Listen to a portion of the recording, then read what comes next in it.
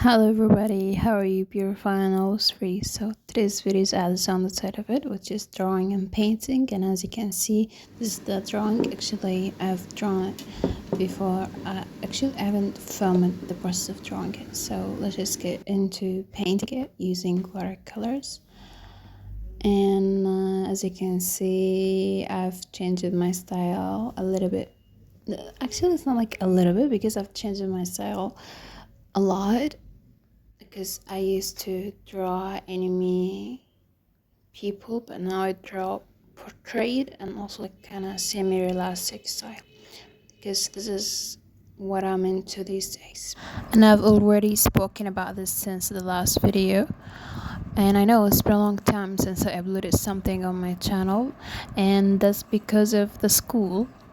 But actually, I have already finished the second term of the first secondary school grade, or the first secondary grade, for like 2 weeks maybe, or 1 week and some days.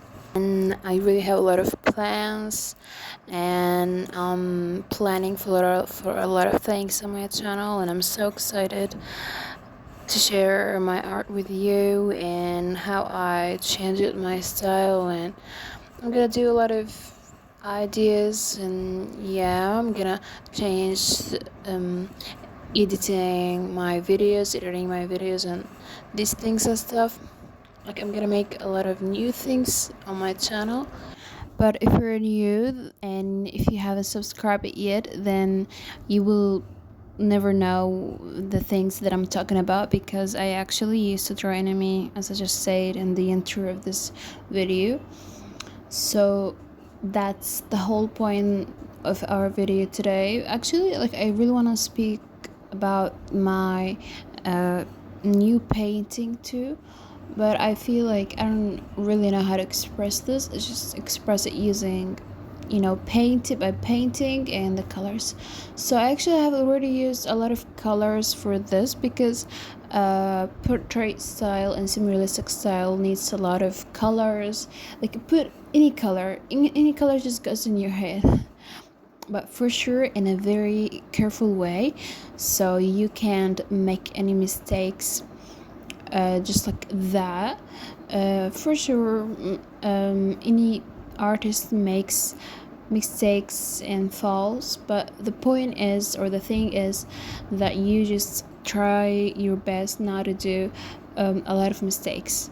Like, just reduce your mistakes. So the colors that I've used for this painting are a lot, including yellow color. Actually, when I make any painting, at first I just put the color that I want to make it the base color, and I put a lot of water, and I add a lot of water to it, and then I just take my biggest brush ever, and yeah, just paint the whole paper and paint the whole painting that I have, or the whole drawing that I have. So yeah, that's it. And then secondly, I just choose a lot of colors like blue or purple or sometimes green, and then put to them red or like purple again, but like a different color or a different tone of purple, and then mix between them. And I'm sure that you've already seen in the palette. Actually, it's not like a normal palette, but like, you can use anything to mix watercolors, acrylic, oil paints, gouache. You can use literally anything that that is just in front of you. So that's what I've done with the cover of my watercolor palettes, or watercolors palette. And yeah, so, and then painting the mouth. Actually, I put a lot of layers. So if you want to know how to control in using watercolors, then there are a lot of techniques and ways to do that. And one of them is, like, there are two ways actually. Like, the most important and the most famous ways ever are, firstly, the first one is coloring wet on wet, and the second one coloring wet on dry. So, but sometimes you really need to make your painting wet, so use a lot of water. You just put a lot of water, and apply a lot of water to your drawing that you've drawn, and then you just put the color that you want. But like, if you want to make it very concentrated or pigmented, then don't use too much water. And if you want the opposite, then do the opposite of it.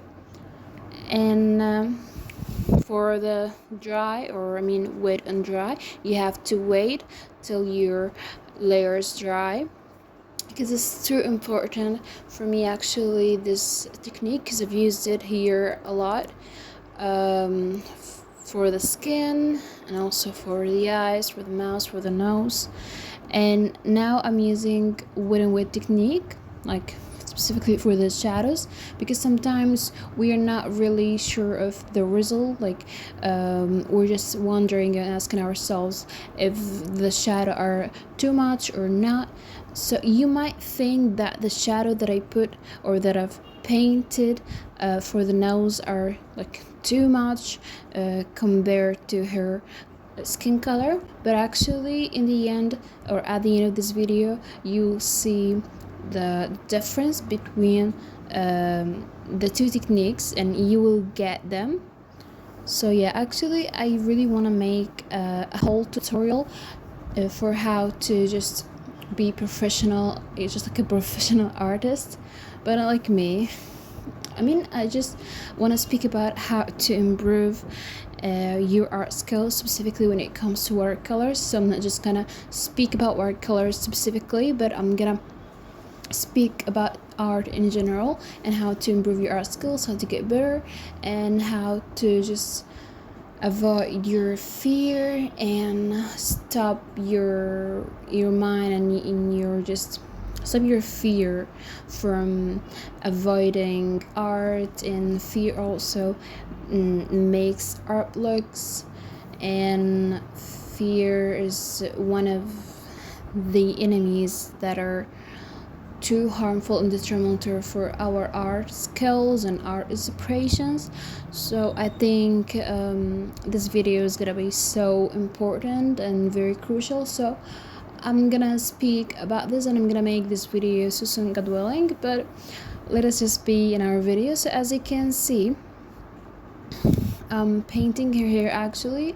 Her hair is not completely in the realistic style, but I've tried my best to just make it look so much better than it was. So at first you might kind of think that it's not very beautiful, or just like I'm just doing it like I don't know how to say this, but I'm just doing it to let you know that I'm doing it. But actually I've tried my best, and also trying your best in every single painting you've done is so much important and crucial for you to improve your skills, and just let you feel like fear will never stop you from drawing, painting, whatever you like, because art is so beautiful. It's such a beautiful thing to be able to just draw, paint a lot of things that you want, or that you see in your whole and in your realistic world and your real world. But when it comes to fear, and sometimes I just feel like I'm really scared and I'm really frightened of the result of my paintings, but the only thing that I'm doing is just continuing and keeping work. And yeah, I feel like if you're even scared, like, I'm not gonna tell you that you can stop your fear. or you just can feel comfortable all the time when you're painting, not worried at all. But sometimes I actually I'm just worried and scared and frightened of the result of the final result. But all what I'm doing is just keeping on painting, keeping on drawing. So my fear is not like being faded or something, but it just has no impact to me. So that's it. And as you can see now, these are some of my paintings, and this is actually I've drawn them and painted them without filming them. And this painting I've filmed the process of drawing and painting it. And this is our painting for today, you guys. I tried my best to make it look realistic, but it ended up being like a doll or something. But again, the most important thing about art is just being free and expressing your feelings. So I just try my best to do that. And also what I'm doing now is just like pouring some water using my brush.